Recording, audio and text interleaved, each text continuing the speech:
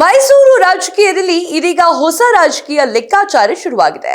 CM Siddaramaiah ಅವರ ತವರಲ್ಲೇ ನಡೆದಂತಹ ಒಂದು ಸಮಾವೇಶ ಈಗ ರಾಜ್ಯ ರಾಜಕಾರಣದಲ್ಲಿ ದೊಡ್ಡ ಚರ್ಚೆಗೆ ಕಾರಣವಾಗಿದೆ.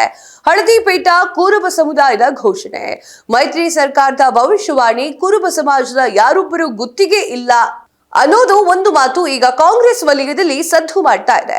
ಹಾಗಾದ್ರೆ ಸಿಎಂ ಕೋಠಿಯಲ್ಲೇ ಜೆಡಿಎಸ್ ಹಾಕಿದಂತ ಆ ಒಂದು ಹೊಸ ರಾಜಕೀಯ ದಾಳ ಯಾವ ಸಂದೇಶವನ್ನ ಕೊಡುತ್ತೆ? 2028ರ ಚುನಾವಣೆಗೆ ಈಗಿಂದಲೇ ಜಾತಿ ರಾಜಕಾರಣದ ರಣತಂತ್ರ ಶುರುವಾಯ್ತಾ? ಕಂಪ್ಲೀಟ್ ಸ್ಟೋರಿ ಇಲ್ಲಿದೆ ನೋಡಿ. ಸಿದ್ದು ಕೋಟೆಯಲ್ಲಿ ದಳಪತಿಗಳ ಆರ್ಭಟ, ಸಿಎಂ ತವರಿನಲ್ಲೇ ಎಚ್ಡಿಕೆ ರಾಜಕೀಯ ರಣತಂತ್ರ, ಸಿದ್ದು ಮತ ಬ್ಯಾಂಕ್ ಮೇಲೆ ಎಚ್ಡಿಕೆ ಕಣ್ಣು, ಕುರುಬ ಕಾರ್ಡ್ ಸದ್ದು.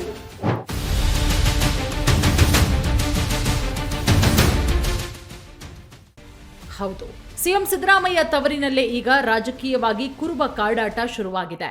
ಮೈಸೂರು ಜಿಲ್ಲೆಯ ಚಾಮುಂಡೇಶ್ವರಿ ಕ್ಷೇತ್ರದಲ್ಲಿ ದಳಪತಿಗಳು ನಡೆಸಿದ ಬೃಹತ್ ಸಮಾವೇಶ ರಾಜ್ಯ ರಾಜಕೀಯದಲ್ಲಿ ಹೊಸ ಚರ್ಚೆಗೆ ಕಾರಣವಾಗಿದೆ. ಹಳದಿ ಪೇಟ ತೊಟ್ಟು ವೇದಿಕೆ ಏರಿದ ಕೇಂದ್ರ ಸಚಿವ ಎಚ್.ಡಿ. ಕುಮಾರಸ್ವಾಮಿ ಕುರುಬ ಸಮುದಾಯ ಯಾರೊಬ್ಬರ ಸ್ವತ್ತು ಅಲ್ಲ ಅಂತ ಹೇಳೋ ಮೂಲಕ ನೇರವಾಗಿ ಸಿಎಂ ಸಿದ್ದರಾಮಯ್ಯ ಅವರಿಗೆ ಟಾಂಗ್ ಕೊಟ್ಟಿದ್ದಾರೆ. 2028ರ ಚುನಾವಣೆಗೆ ಈಗಿನಿಂದಲೇ ಜಾತಿ ಸಮೀಕರಣದ ಕಸರತ್ತು ಆರಂಭಿಸಿರುವ ಜೆಡಿಎಸ್ ಕುರುಬ ಮತ ಬ್ಯಾಂಕ್ ಸೆಳೆಯಲು ಹೊಸ ತಂತ್ರ ಹೆಣಿತಾ ಇದೆ. ಮೈಸೂರು ರಾಜಕೀಯ ಅಂದ್ರೆ ಸಿದ್ದರಾಮಯ್ಯ ಅವರ ಪ್ರಭಾವ, ಕುರುಬ ಸಮುದಾಯ ಅಂದ್ರೆ ಕಾಂಗ್ರೆಸ್ನ ಶಕ್ತಿ ಕೇಂದ್ರ. ಆದರೆ ಇದೇ ಲೆಕ್ಕಾಚಾರವನ್ನ ಈಗ ಜೆಡಿಎಸ್ ಬದಲಿಸಲು ಮುಂದಾಗಿದೆ. ಸಿಎಂ ತವರಲ್ಲೇ ಬೃಹತ್ ಸಮಾವೇಶ ಮಾಡಿ ಕುರುಬ ಸಮುದಾಯದತ್ತ ಜೆಡಿಎಸ್ ಕೈಚಾಚಿದೆ.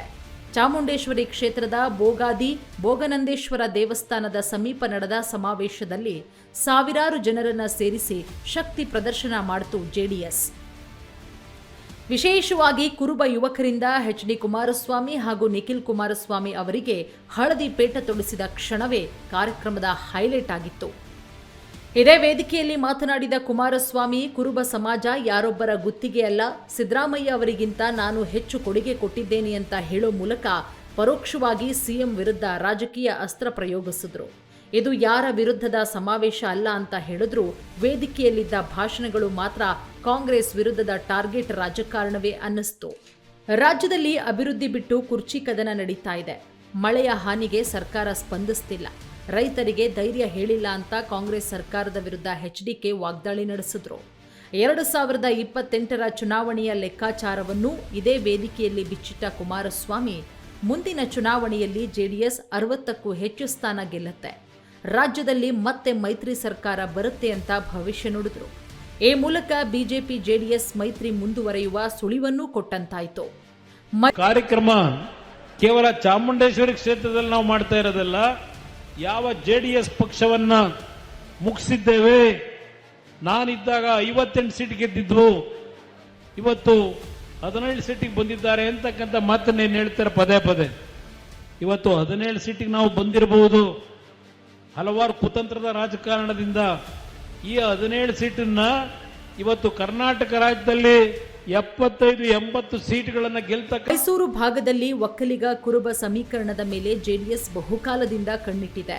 ಅದರಲ್ಲೂ ಸಿದ್ದರಾಮಯ್ಯ ಪ್ರಭಾವ ಇರೋ ಪ್ರದೇಶದಲ್ಲೇ ಸಮಾವೇಶ ನಡೆಸಿರುವುದು ರಾಜಕೀಯವಾಗಿ ಮಹತ್ವ ಪಡ್ಕೊಂಡಿದೆ.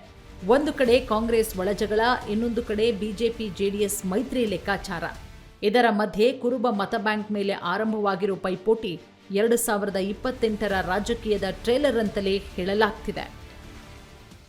ಮೈಸೂರಿನ ಈ ಒಂದು ಸಮಾವೇಶ ಕೇವಲ ಒಂದು ರಾಜಕೀಯ ಕಾರ್ಯಕ್ರಮವಾಗಿತ್ತಾ, ಅಥವಾ ಸಿಎಂ ಸಿದ್ದರಾಮಯ್ಯ ಅವರ ಪ್ರಭಾವ ವಲಯದಲ್ಲಿ ಜೆಡಿಎಸ್ ನೀಡಿದ ಪವರ್ ಮೆಸೇಜ್ ಆಗಿತ್ತಾ?